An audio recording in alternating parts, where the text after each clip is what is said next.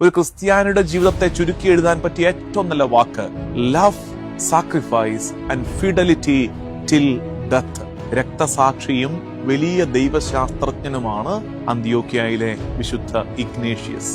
നമുക്കറിയാം, അന്ത്യോക്യ നിസാര സ്ഥലമല്ല. തിരുസഭയ്ക്ക് വളരെ പ്രാധാന്യമുള്ള സ്ഥലമാണ് അന്ത്യോക്യ. ഒരു പക്ഷെ ഇന്ന് റോം നമുക്ക് എത്ര പ്രാധാന്യമുണ്ടോ അതിനോടൊപ്പമോ അതിനേക്കാൾ ഉപരിയോ പ്രാധാന്യത്തോടെ ആ കാലത്ത് കണ്ടിരുന്ന ഇന്നും നമ്മൾ കാണേണ്ട ഒരു സ്ഥലമാണ് അന്ത്യോക്യ. എന്താ അന്ത്യോക്യയുടെ ഏറ്റവും വലിയ പ്രത്യേകത? അന്ത്യോക്യയിലാണ് ഈശോയിൽ വിശ്വസിച്ചവരെ ആദ്യമായി ക്രിസ്ത്യാനികളെന്ന് വിളിക്കാൻ തുടങ്ങിയത്. പത്രോസാണ് അന്ത്യോക്യയുടെ ആദ്യത്തെ ബിഷപ്പ്. പത്രോസിന് ശേഷം രണ്ടാമത്തെയോ മൂന്നാമത്തെയോ ബിഷപ്പായി കരുതപ്പെടുന്ന ആളാണ് സെയിന്റ് ഇഗ്നേഷ്യസ് ഓഫ് അന്ത്യോക്യ.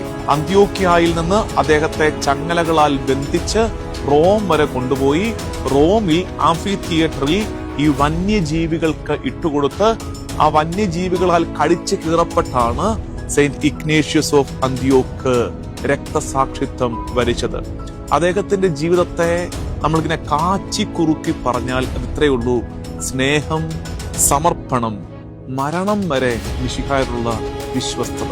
അങ്ങനെ ചുരുക്കി എഴുതാൻ നമുക്ക് ഒരു പക്ഷേ ഒരു ക്രിസ്ത്യാനിയുടെ ജീവിതത്തെ ചുരുക്കി എഴുതാൻ പറ്റിയ ഏറ്റവും നല്ല വാക്ക് love, sacrifice and fidelity till death. സ്നേഹിച്ചു, ഈശോയെ സ്നേഹിച്ചു, ഈശോയ്ക്കായി സ്വന്തം ജീവിതം പൂർണ്ണമായി സമർപ്പിച്ചു, മരണം വരെ നാഥനോട് വിശ്വസ്തത പുലർത്തി. സുവിശേഷത്തോട്, സുവിശേഷത്തിന്റെ നാഥനോട് വിശ്വസ്തത പുലർത്തിയ ജീവിതമാണ് സെയിന്റ് ഇഗ്നേഷ്യസ് ഓഫ് അന്ത്യോക്ക്. അദ്ദേഹം ഈ അന്ത്യോക്യയിൽ നിന്ന് റോമിലേക്ക് ഇദ്ദേഹത്തെ കൊണ്ടുപോയില്ലേ?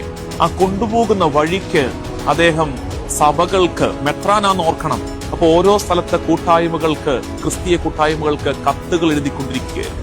7 letters of Saint Ignatius of Antioch എന്ന പേരിൽ അത് പ്രശസ്തമാണ്. ഓരോ സഭകൾക്കുമുള്ള നിർദ്ദേശം, തിരുസഭയെക്കുറിച്ച് വ്യക്തമായ കാഴ്ചപ്പാട്, ഡീക്കന്മാരുടെ ശുശ്രൂഷയെക്കുറിച്ച്, പുരോഹിത ശുശ്രൂഷയെക്കുറിച്ച്, മെത്രാന്റെ ശുശ്രൂഷകളെ കുറിച്ചൊക്കെ ക്ലാരിറ്റിയുള്ള ഒരു വിശുദ്ധൻ, ഒരു മെത്രാനായിരുന്നു സെയിന്റ് ഇഗ്നേഷ്യസ് ഓഫ് അന്ത്യോക്ക്. നമ്മൾ ഇന്ന് പരിശുദ്ധ കുർബാനയെ വിശേഷിപ്പിക്കുന്ന ഒരു പ്രയോഗമാണ് നിത്യതയുടെ ഔഷധമാണ്, എ മെഡിസിൻ ഫോർ ഇറ്റേണിറ്റി. അങ്ങനെ വിശേഷിപ്പിച്ചത് സെയിന്റ് ഇഗ്നേഷ്യസ് ഓഫ് അന്ത്യോക്കാണ്.